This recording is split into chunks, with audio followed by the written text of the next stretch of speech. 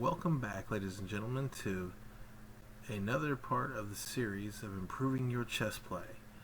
This has everything to do with the pawns, pawn structure, and in this one we're actually going to walk through a game. And in this game you're going to see different ideas behind one of our systems that our team plays. One of the ones that we teach, and all the ideas behind it, and some familiar structures you probably run into as you've seen them. Here we go. First off, we're white today, working with the Colle system. White strikes the center with d4, trying to control dark squares. And this looks like it's going to be a Nimzo Indian.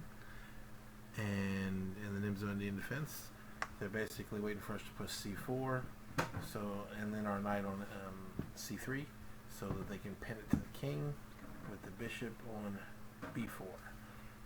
But that's not going to happen here because we're not playing that way. Our knight goes to f3, they move d5, e3, getting ready to complete the triangle, knight f6, bishop to d3, boom, and then we get hit with this. Many of us have seen this many times. The French terrace setup, very good at breaking down this structure and creating a lot of counterplay on the queen side of the board, because a lot of times the queen likes to go here and create so many exponential threats to the d4 square, including putting, dragging the queen out, dragging the knight out. A lot of that is a lot of pressure on this square. So we're just going to continue on though, completing our triangle, because if they overextend, we just drop back, we're fine. Alright, so the knight comes out, as spoke, has two pieces on the head. We got 1, 2, 3. Boom, knight comes to, very important here, knight to d2. Colle system, the dark square bishop sits back and stays back for the most part. This attack is normally spearheaded by the light square bishop, which it is in this triangle and in the other triangle, the London system, where the bishop's on the outside. So we have our structure completed. We are in a triangle system, which is a dark square controlling opening, because we have control of the dark squares and we are weak on the light squares, particularly e4 and c4. And this is why the knight is helping patrol those two squares. Also, let's back this up, because if the knight jumps down here, just say for instance the knight jumps down, and if you were to be a bonehead about it and just let it, or if you was to capture and you didn't have this back up, then boom, pawn would capture, you'd have to move your knight out. Or say you were bonehead enough to let e5 be played, and then one more move comes down here to e4, splitting you right here. You got to pay attention. So boom, almost like a copycat, but they have more flexibility with their queen on the side. We're more restricted by our pawns. And this is of course a thwarted attack straight to the h2 square, especially if the knight comes to g4. So just signaling some bad intentions. Boom. That's why we surprise them first. Normally we never break the head of the triangle. Normally never. But this is one of those instances where the choice needs to be made. This bishop is eyeing down a very weak square. We only have our knight to cover it. And if the bishop recaptures, now he's eyeing a square that's very strong. We have more coverage here. You got to know when to break your triangle, if you even need to. And this would be one instance. So remember, this is the instance where we would break the triangle against something like the French terrace, or when the bishop sits on d6 so long. So boom, recapture. And then immediately we hit them with b4. Now this pushes, you say, well coach, we just wanted the bishop to move. Yes, but now we got this tempi, and we have restricted the bishop's movement. And of course our next move, we get our bishop out. Now we're starting to change the way this whole setup is. We're using our triangle now more of a attacking measure to create space and attacking opportunities, because we have two lined up bishops. Boom, boom. And here's that pesky pawn trying to squeeze its way down there to e4. I wonder if we're going to catch it. There we are. We are just in time with the pawn. So the reason why this knight here once again controls the square, says it captures, then captures and captures and captures. Boom, we have everything lined up. We're still in good shape. And if the queen comes down and captures after the bishop moves, boom, we got our rooks. Everything needs to be connected. And all the pieces of white are working in harmony while we are starting to restrict black's movement. Bada bing, bada bang, ba bam. Capture, capture, capture, capture. Now, this works twofold. We're looking at the h7 square, hoping to get the knight to g5. We can't get the knight to g5, or if we do get the knight to g5, that's just more pressure on the square. Watch out for this queen, but we can eventually slide this queen up here to h5. More bad intentions, everything go down. Maybe this will open up. Queen won't have to go all the way to h5. Maybe it goes down to g4, and we can line up the g7 square. Just a lot of bad intentions. So boom, quickly strikes down, shutting down our light square bishop right here with the pawn to f5. It's a good move. But then we step in with check. That's a cold shower. That is a straight up cold shower. Now the king must move with tempo. Boom. Now, to get even more depressing, this knight can go to the rim and be grim, or it can find its way inside and think it's putting some pressure on our bishop, because we just took some more space. Both these squares are controlled by the dark square pawn. It's still the lone pawn left of our triangle. Boom. Attack. And look, steps in. Do you think, Coach, why would you want to get rid of your light square bishop in this attack? Well, if you haven't noticed, the game has changed. Everything in the opening is, we've accomplished everything we was trying to in the opening. We dictated the way it played out. We have the space. I mean, look at pathetic. This bishop hadn't even gotten off its square yet. These rooks are not connected. This queen hadn't even moved yet. These are the only two active pieces. Piece activity matters. We've got 1, 2, 3, and it can be even said that this queen's active, and these rooks are pretty much connected because the queen can move at any time. We're very set up. So with that being said, they've already weakened their king and they put him in the corner. This has now become a dark square attack for a checkmate. And we now have the knight hitting on e5, the bishop hitting on e5, a clear pathway. And if this pawn isn't here, we can run this queen up to d4, line up checkmate still. So things changed. The variables have changed. If he captures, then our queen could easily recapture, maintain the pawn structure. Or if we don't even worry about the pawn structure because we're doing well, we could just take with the pawn. But most of the time you want to keep it together. But as you can see, the support of this pawn is very important for black. Two pieces now support this pawn as two pieces are attacking it. So we're trying to thwart the knight away from that square so we can capture this pawn for free. So h4 is played. Capture. And you see why we couldn't take back here. If we would have snatched the knight, we would have lost one of the attackers on the e5 square. The queen would have came down and taken our knight, and that would have activated their queen. You don't want to do black any favors. Now his knight's on the rim. Let him have a bad piece. We capture. Now they run down with creating a checkmating opportunity, but the bishop is covering. The bishop covers, no problem. So they activated their queen. And here's what we do next. Boom. Yes. F4.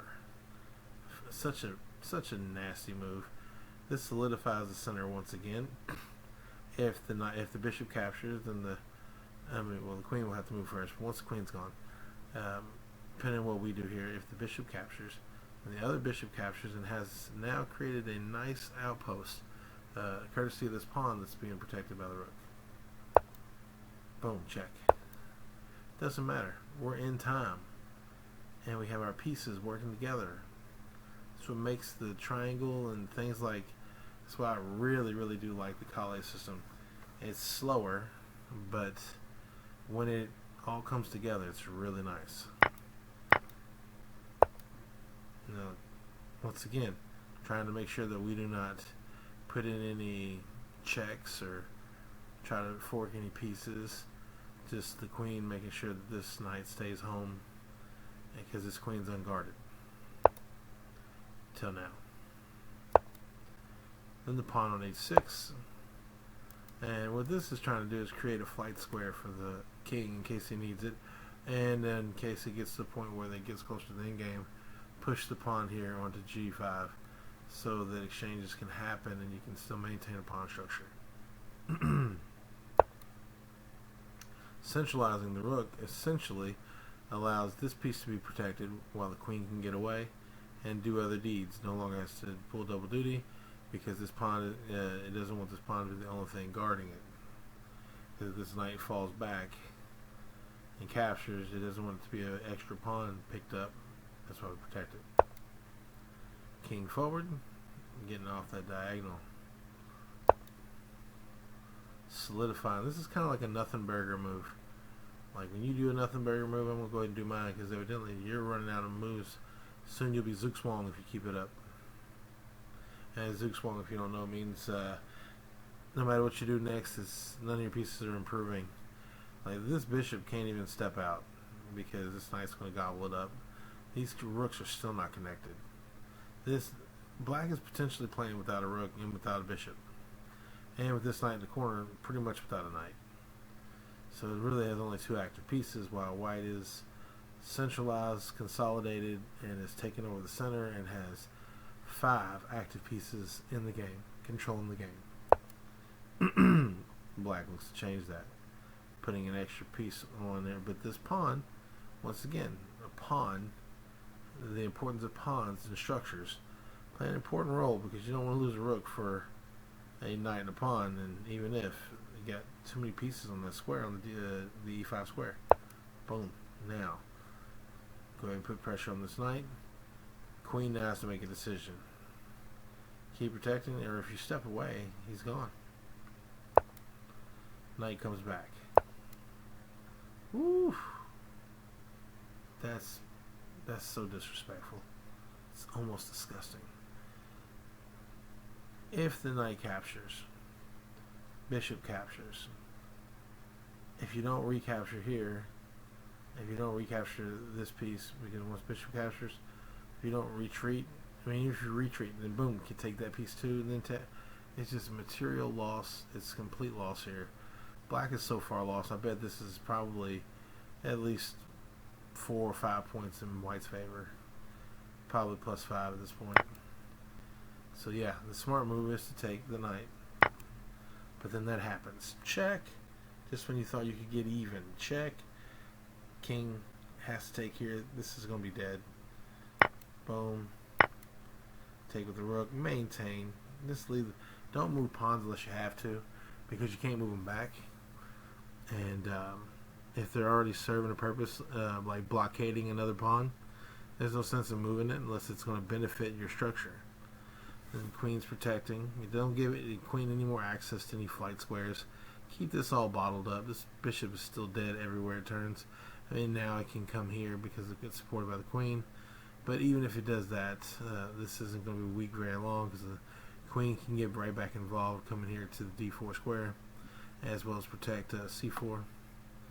Boom. Now, trying to make the long bishop, create checkmating threats. Doesn't matter. Push this pawn.